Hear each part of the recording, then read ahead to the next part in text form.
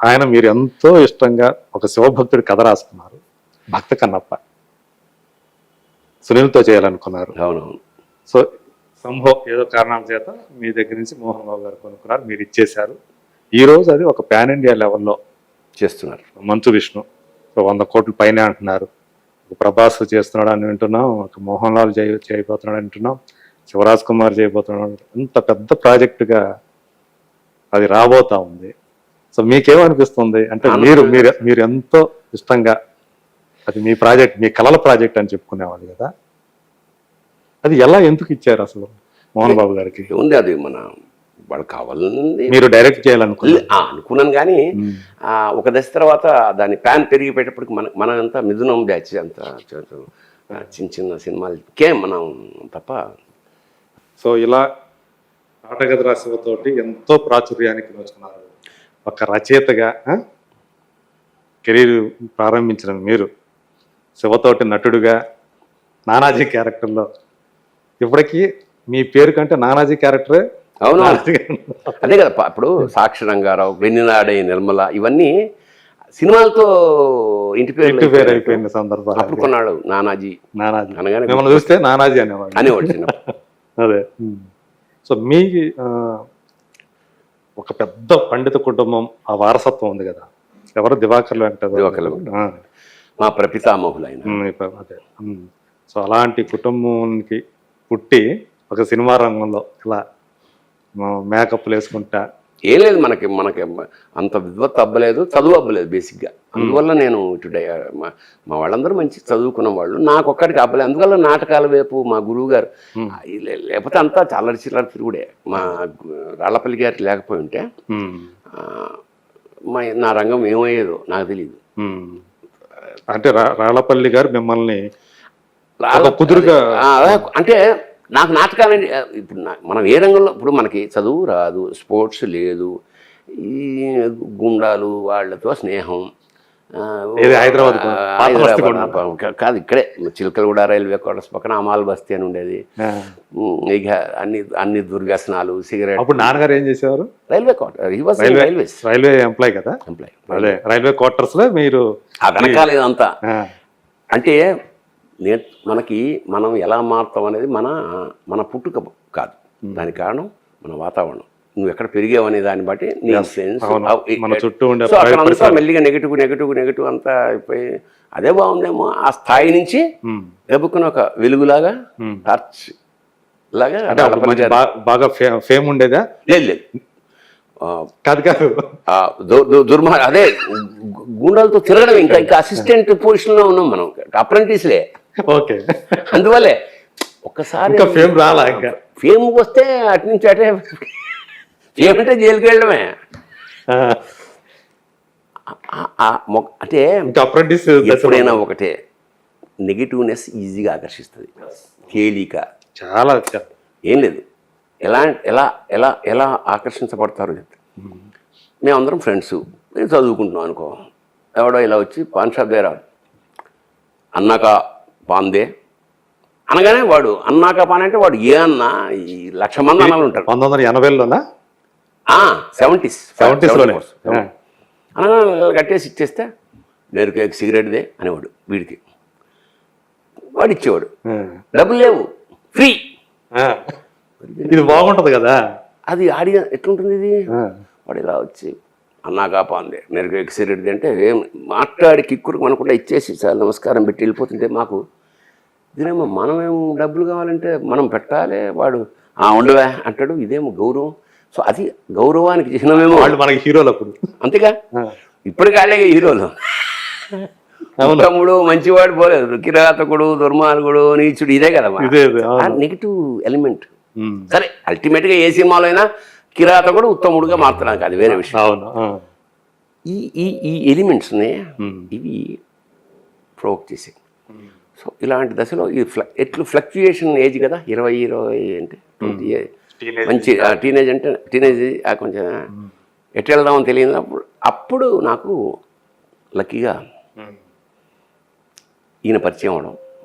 ఈయన పరిచయం కావడం నా కాలేజీలో ఏంటో నాటకాలు, అప్పుడప్పుడు హరికథలు వింటూ ఉండేవాడు. నాకు హరికథలు అంటే చాలా ఇష్టం. ఇమిటేట్ చేస్తుండే. ఆ కుటుంబంలో అట్లా కాదు. ఉంది కదా ఇది. సికింద్రాబాద్లో మా పక్కన మురళీ మందిర్ అని ఉండేది. అది కదా వింటుండే.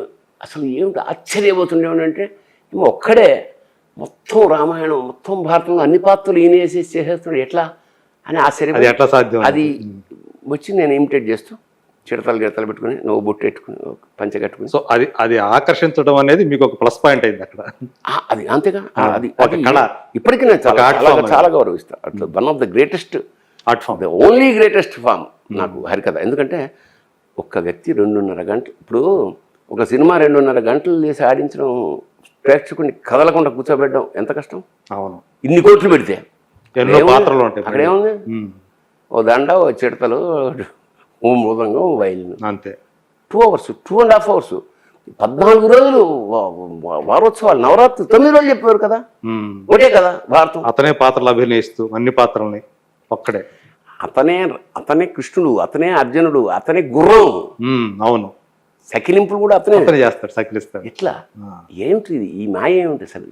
ఆ తర్వాత ఓ వండర్ఫుల్ ఇస్తున్నా. అది నేను ఇమిటేట్ చేసి ఇంటికి వచ్చి మా పిల్లలని కూర్చోబెట్టి నేను ఆకుల దండ ఒకటి వేసుకుని ఇది ఉందన్నమాట. అంటే కళల పట్ల ఉన్న ఇష్టం అయితే అండర్ కరెంటే ఉంది, కానీ ఈ పైది కమ్మేసింది. ఈ క్రమంలో నా స్కూల్కి వెళ్ళి కాలేజీకి వెళ్ళాం. ఏంట్రా నాటకం అప్పుడంటే కాలేజీ రోజుల్లో 70s అయితే ఆది విష్ణు నాటకాలు లేదా జంజాల గారి నాటకాలు, అన్ని కామెడీ, నాటు ఆది విష్ణు గారి నాటకం. కాకపోతే రెండిట్లో స్త్రీ పాత్రలు. మనకు స్త్రీలు ఎక్కడ ఉన్నారు, మేము మొత్తం కాలేజీలోనే 2 ఉండేవారు. ఒక అమ్మాయి తలదించుకునేది, ఒక అమ్మాయి ప్రొడ్యూసర్ మన ప్రిన్సిపల్ కూతురు. ఎవరిని చూడడానికి లేదు, నేను తలదించుకుని ఆడాల్సిందే. ఇక్కడ ఆడపిల్లని తీసుకొచ్చి డబ్బులు ఇచ్చి యాక్ట్ చేయించేంత సీన్ లేదు మాకు అక్కడ. అందరం మాకు ఎక్స్పర్ట్లు ఏవైతే ఉన్నారో వాళ్ళకి బాగా డబ్బులు ఉన్నవాళ్ళు, వాళ్ళు మూదంగా మ్యూజిక్ పెట్టుకున్నారు. ఊరి వినం ఇదేంటి.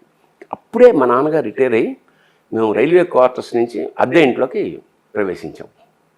ఆ పీరియడ్లో ఖాళీ చేయాల్సి వచ్చింది. క్వార్టర్స్ అంటే చాలా విశాలంగా, ఫ్రీ కరెంటు, ఫ్రీ వాటర్, అన్నీ ఫ్రీ. పెద్ద ఓ 10 మంది ఉండొచ్చు, అంత విశాలం. అది మీకు ఒక వైభోగం. అక్కడి నుంచి కట్ చేస్తే అక్కడ మేకులు కొట్టద్దు, ఫ్యాన్ ఎందుకు తిరుగుతుంది, లైట్ ఈఎంఐ ఇదేంటిది, అక్కడి నుంచి సడన్ షూటింగ్ షిఫ్ట్, ఇవన్నీ కొంచెం బాధగా. ఆ స్క్రిప్ట్ అన్ని చెక్ చేసి, లేదరా ఇంక మనమే రాద్దాం అని నా ఎక్స్పీరియన్స్లు ఏవైతే ఉన్నాయో అద్దె కొంప ఆయన నాటకం రాశాడు. ఓ సూపర్ రైతు బ్రహ్మాండం. ఎందుకంటే అన్నీ అందరికి తెలిసిన ఇన్సిడెంట్లే. రాత్రి లేట్గా ఎందుకు వచ్చావు, ఇవన్నీ ఉంటాయి కదా. రాస్తే వాళ్ళ నాటకం వేశారు, మా నాటకం అసలు దద్దరిల్లిపోయింది థియేటర్. ఫస్ట్ టైం రచన, first time direction, first time acting. College Sanghi college of commerce, Tarnaka. Okay. అందులో ఎన్ని మైనస్లు. మళ్ళీ రాధాకృష్ణ కాళిదాస్ అని ఒకడు ఉండేవాడు. జనరల్గా స్టూడెంట్స్ కదా అల్లరు, ఏమరా కాళిదాస్ ఏం జబర్దస్త్ అమ్మ ఆడు నాటకం మానేసి ఇంకో కిందికి దిగినా అంటే మంచిగా ఉండదు. అంటే మేము నాటకం ఇలా సినిమాలో చూపించినట్టేనా? సినిమా నాటకం ఆపేసాడు, తిడుతున్నాడు. వచ్చు నీ అమ్మ, మరి నాయన నీదండం. మళ్ళీ మొదలెట్టాం. డిస్క్వాలిఫై యాక్చువల్గా అయితే. అయినా ఆ హిలేరియస్ వల్ల వాళ్ళు ఉత్తమ ప్రదర్శన మాకు. అంటే అది కూడా యాక్టింగ్లో బాగా అనుకున్నారు చూసేవాళ్ళు. ఫస్ట్ హోల్ థియేటర్ బద్దరిల్లిపోవడం అనేది ఎంజాయ్ చేశారు కదా, మాకు ఉత్తములు. ఇక అది మొదలు పట్టుకున్నది అంతే. కండూతి మనం అమ్మమ్మలో ఇంత టాలెంట్ ఉంది. నెక్స్ట్ నవీన్ కళా మందిర్, రోజు సాయంత్రం వాడు కూర్చోవడం. అందులో CTF అని కాంట్రిబ్యూటరీ టీ ఫండ్, ఎవడి జేబులోంచి ఎంత ఉంటే అంత వేస్తే అన్నింటిలో చాయ్ తాగి ఏం చేద్దాం, నాటకాలు ఎట్లేద్దాం, గల్లీ. సరే దీన్ని అసలు సంస్థ ఓపెన్ చేద్దామని ఇక్కడ ఎవరు నాటకాలు వాళ్ళు, ఆర్వి నరసింహారావు అని ఒక ఆయన ఉన్నాడు, నాటకాలు సాంగ్ అండ్ డ్రామా డివిజన్లో పనిచేస్తాడు. ఆయన ఇంటికి అప్పుడు పెళ్ళి 14వ రోజు ఆయనకి. చెప్పండి అమ్మా సార్, మేము ఇట్లా నాటక ఒక సంస్థ పెడుతున్నాం సార్, మీరు చీఫ్ గెస్ట్గా రావాలి. వస్తాను. వచ్చాడు, చూశాడు, బాగుంది. ఇక మా నాటకాలు ఎక్కడ, 8 నంబర్ గల్లీలో వినాయక చవితి పండుగలు, నవరాత్రులు వేసేవాళ్ళం. ఎవరిడే 20 రూపాయలు, 15 రూపాయలు మా పేమెంట్. ఓకే. అప్పుడప్పుడు రోజుకి వెళ్ళి రాజగోపాల్ గారిని నమస్కారం పెట్టి మరి ఈ చేస్తుంటే నాన్నగారు ఏమన్నా వాళ్ళు గెంటేశారు. ఏమో తర్వాత చెప్తా. మీ అప్రెంటిస్షిప్ బ్యాక్ సో కట్ చేస్తే ఈయన ఇది ఆయన దృష్టిలో పడింది, రాళ్ళపల్లి గారి దృష్టిలో. మేము నాటకాలు వేస్తున్నామని మాకు తెలుసు ఆయనకి, కానీ మమ్మల్ని పిలవట్లేదు పెద్ద నాటకాలు. మేము ఎంతసేపు గల్లీలో వేసుకుంటున్నాం. ఇక మాకు కోపం వచ్చి ఇంకా మేము వెళ్ళం మానేసి మేమే గల్లీలో వేసుకుంటున్నాం. ఇంకా అప్పుడు ఏదో సందర్భం పిలిస్తే మా తపన చూసేనా ముగింపు లేని కదా నాటకంలో ఇచ్చాడు వేషం. అక్కడి నుంచి మెయిన్ స్ట్రీమ్లోకి వచ్చాం. ఈ గల్లీలోంచి కొంచెం మెయిన్ స్ట్రీమ్. ఓకే. ఇక నాకు ఈ టోటల్గా వీళ్ళందరూ వేదికలు దొరికినాయి. ఇక కట్ అయిపోయేది. ఈ నా పాత ఫ్లాష్ బ్యాక్ ఒకసారి కట్. ఎందుకంటే మేము సీతాఫలం వెళ్ళాల్సి వచ్చేది దీనికోసం, గురుగారి కోసం. ఇంచుమించు ఆయన ఇంట్లో ఉండేవాడిని. ఇది చూసి మా నాన్నకు కొంచెం ఒళ్ళు మండి గెటవుట్న నిరుద్యోగి, బీకాము, థర్డ్ క్లాసు, ఎందుకు పనికిరాడు, పని చేయడు, వేస్ట్ ఫెలో అని మన ఇంట్లో చెడబుట్టాడు. అప్పుడు అట్లాగే ఉంటాయి కదా. వెళ్ళిరా గురుగారింట్లో. అంతే, మీరు కూడా అలిగిపోయారా? నేను అలగడమే ఉంది, గెంటేస్తే వెళ్ళి అక్కడ ఇంట్లో ఉండేవాడిని. లిటరల్గా గెంటేశారు, వెళ్ళిపోమన్నారా? అంతే. గురుగారింట్లో ఉన్నా 3-4 రోజులు. 3-4 రోజులకి కనీసం ఒకసారి ఎప్పుడైనా కబురు చేస్తారు కదా. వచ్చాడు మా అన్న. నేను మా నాన్న కబురు చేయలేదు, మా అమ్మ ఏడుస్తుంది, రారా మా అమ్మ ఫీల్ అవుతుంది అని అన్నయ్య. మా నాన్న మామూలే. సరే మొత్తానికి వచ్చాము. అక్కడి నుంచి నాటకాల నుంచి సినిమా.